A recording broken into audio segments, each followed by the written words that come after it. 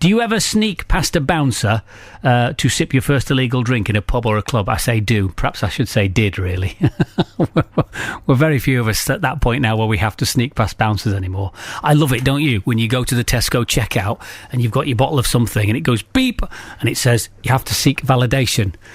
Then I get depressed when she presses the button that says clearly over 25. It's like, oh, thanks, please. Just, pause for a second and check. South Yorkshire Police, more seriously, have revealed to the BBC here at BBC Sheffield that they've seized more than 500 fake IDs since the start of the year. This is quite serious, actually. I shouldn't be laughing. 2 clubs in the city are now piloting new ID scanners to clamp down on dodgy documents.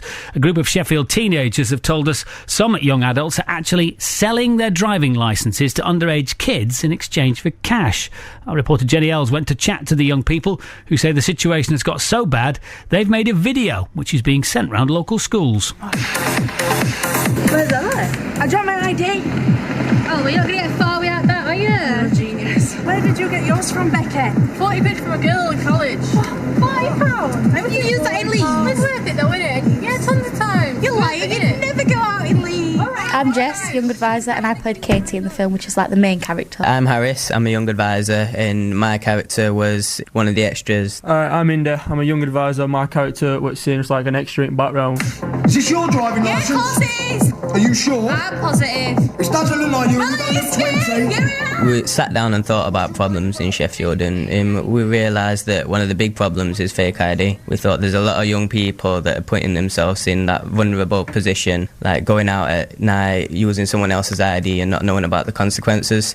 People will sit there the night before and look at every detail, make sure they know the date of birth, make sure they know the name, and people will buy it, and then if you get caught, you're screwed, aren't you? Because there's nothing you can do. Like we show on the video. A lot of young people tend to know people that are older than them that look quite similar to them, that are 18, 19, so what they do is buy their ID off them, and what the young person does that is 18, 19 is they say that they've lost their ID, so they get a new ID and they sell it, so they're making money as well. They're making profit at the same time, so they don't really complain about it. But we've realised that it's a common thing that happens across Sheffield. Sorry, I can't do that. I'm going to need to hand this into the police, and if they feel that this is fake, then they will investigate. Do you understand? Do you support, then, this idea that clubs are taking a harder stand, bringing in things like ID scanners? I do support it, but in a way you just think, oh, it's going to waste time and they're just going to lose money because people aren't going to want to go there.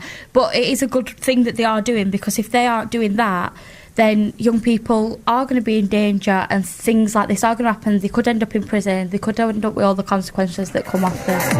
Shush. I'm going to need to take a few details off you. So what's your full name? What's your full name? Lucy Green. This is proper stupid.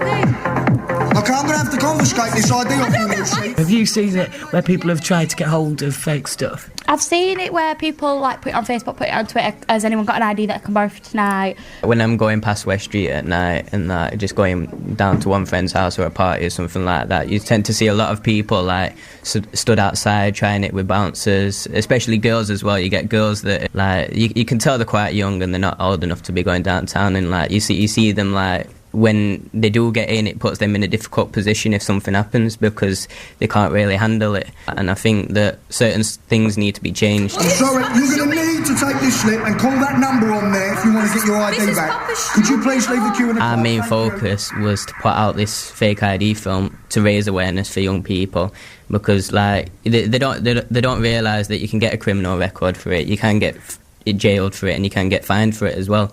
I think that's our main focus, was to raise awareness, and I think by making this film we have done quite well. Could you please leave the queue in the club? Thank you.